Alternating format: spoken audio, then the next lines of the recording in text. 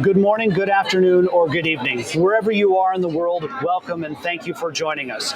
My name is Carl Anthony, and this is AutoVision News Live at AutoSens and InCabin 2024. We are in the heart of the Motor City, downtown Detroit, at the Huntington Place. Joining us now are Bahman Hadji, Senior Manager of Product Marketing for the Automotive Sensing Division at onsemi, and Henrik Lind, Chief Research Officer at Smart Eye. Now, Bahman has over 15 years of experience working with image sensors and sensing devices in the automotive, consumer, and medical markets. His current role is focused on driving the strategy for automotive sensing, bringing it to market, and growing the business for high-performance sensors. Bahman obtained his bachelor's and master's in electrical and computer engineering from the University of Waterloo in Canada. And Henrik has been with Smart Eye since 2017. Prior to this, he was the technical expert for remote sensing at Volvo Car Corporation, and Henrik has a master's in electrical engineering from Chalmers University of Technology. Welcome both, Bahman and Henrik. Thank you both for being here. Thank you, Carl. Thank you so much. Very much. So tell us a little bit about what brings you back this year to Detroit for our AutoSens and InCabin events. So I think it's just a great event. I think this is the 7th year that we've been in Detroit now for this conference, and I think co-locating the AutoSens conference and the InCabin conference has been another great thing that Sense Media has done, because it brings really all of the experts from the automotive imaging and sensing industry along with the InCabin and the tier ones, OEMs, algorithm partners. So everybody in one location in the heart of the Motor City is able to get that experience of being together, learning about all of the latest trends and newest products and how we're enabling really safety for the market. Yeah, I fully agree with Bahman, and it's a great event. We have been part of the InCabin for many years, and we are continuing to be part, and I really think that this by co-locating with AutoSens again is actually really good, because it brings a lot of people together, and we can also see that these technologies are within all the vehicles that is coming out on the market. Sure. And we can see that people also in the automotive industry, sensing is starting to work together. Instead of having only interior and exterior, you actually bring them together and work in a more efficient way, I would say. Right. What are some of the challenges that arise when we talk about going from, say, driver assistance features that are also going to incorporate these hands-free and eyes-off type of driving applications that are ultimately going to require in-cabin monitoring in order to solve those challenges? So what are some of the challenges when we go from, say, ADAS, but then we're talking eyes-off, hands-free, and in-cabin monitoring? Help us understand that landscape more. Yeah, so I think this is a really critical thing to understand. So at onsemi, we have image sensors for ADAS and autonomous driving. We also have sensors for LiDAR and sensors for in-cabin imaging. And these things are all really coming together, because you're at this transition point of levels of autonomy where you're going from level 2 to level 3 and this level 2 plus, where the idea of the system being able to drive the car itself isn't really fully there yet, and you have to have this transition point between the driver and the autonomous driving algorithms. And in that point, what has to happen is you have to, if you're doing the algorithms for the driver assistance system and you expect the driver to be able to take over because there's some uncertainty, which is what this transition period is, you have to know that the driver is ready to take over. So that's where the in-cabin driver monitoring systems are so important. And it has to be more than just being able to detect whether the driver's touching the steering wheel or not, or something like that, which is why imaging is so important. You have to know that the driver's gaze and attention are ready to take over in that safety critical scenario. Sure. Henrik, what are your thoughts? Well, very much like yours, Bahman, and I think that what's extremely important is to have, you need to have a requirement on safety, and you have this functional safety layer that you need in order to understand, especially what the driver state is doing, or what the driver state is.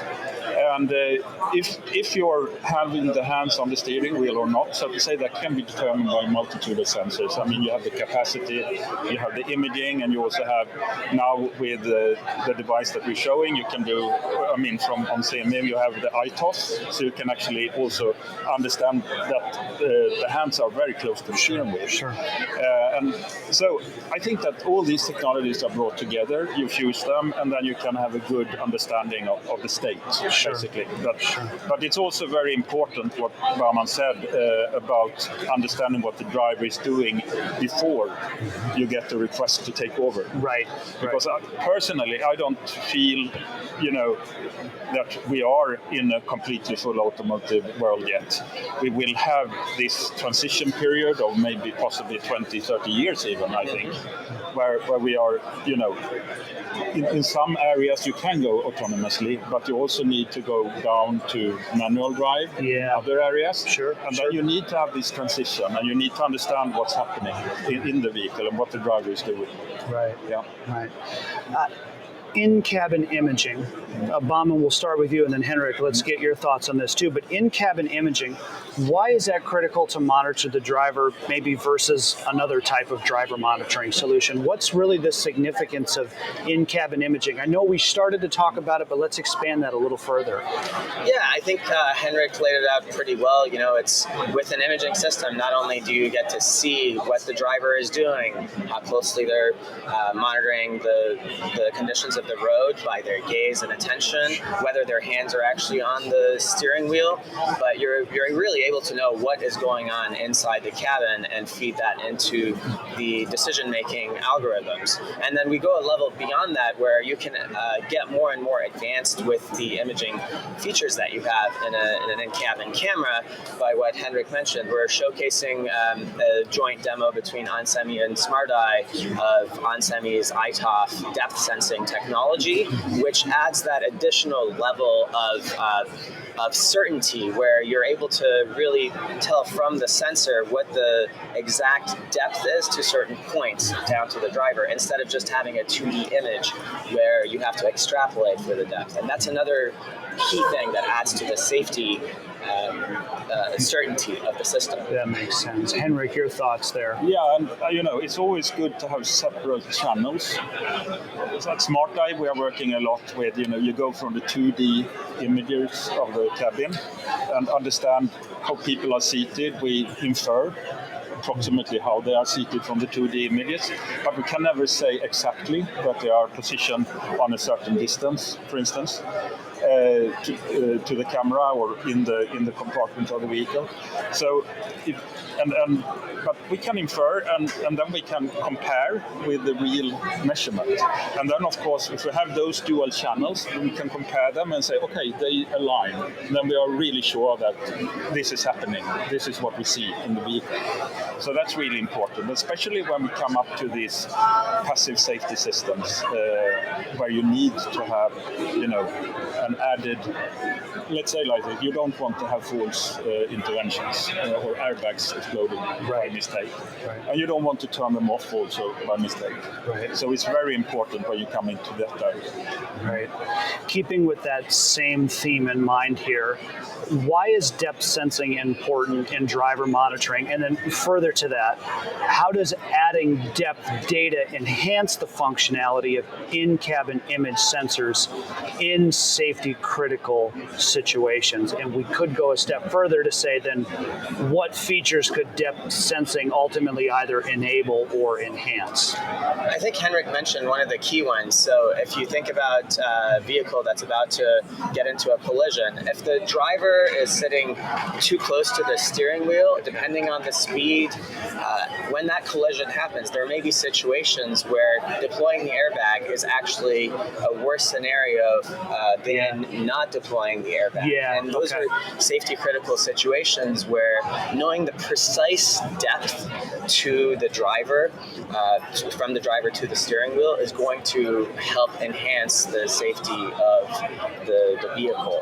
So that's a scenario where today there's always extrapolations, as Henrik mentioned, of how far away the driver's sitting based on the profile of the face and what you can extrapolate from a 2D image. Right. but being able to do that depth measurement precisely in hardware from the sensor is something that's going to add to that feature. Truly, yeah. Henrik, your thoughts? No, I completely agree.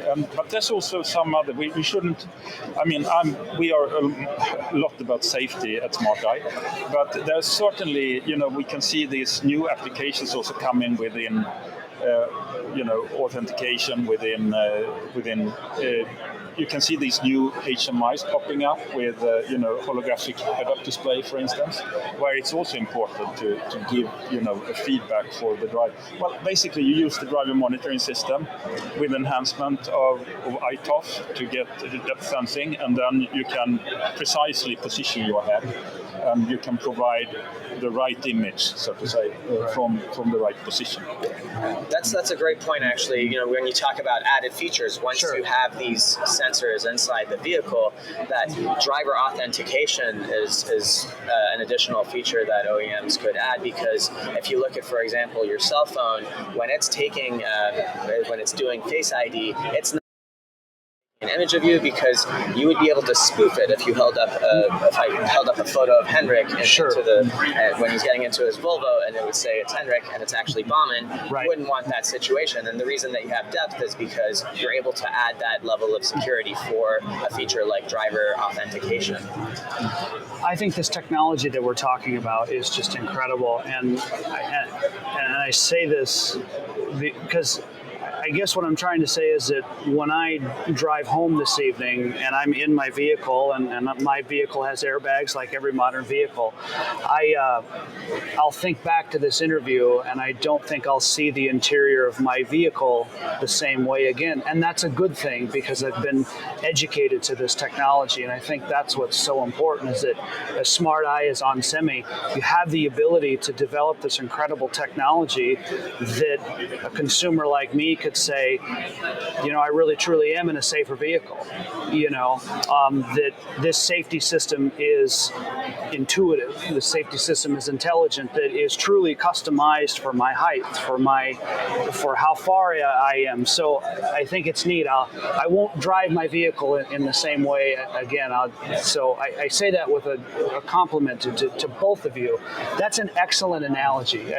That's really awesome. And it's not just safety either, as Henrik said. There's also the convenience features of being able to detect, for example, if you left your keys on your vehicle and it's dark, you may not be able to know that, but you can have the vehicle, as soon as you close the door, set off a ring that says, hey, because of the depth sensing, I'm able to actually detect that there's keys on the vehicle, which you might not be able to see. Yeah, tremendously helpful feature if you're in a hurry, right? Trying to get set up at a conference this morning and you're rushing with all of your stuff. Yeah, so the convenience features are incredible. With everything we've been talking about, as technology continues to grow by leaps and bounds in this industry, where do you see automotive sensors and maybe automotive technology integration? How do you see that evolving in the next, say, 5 years or so?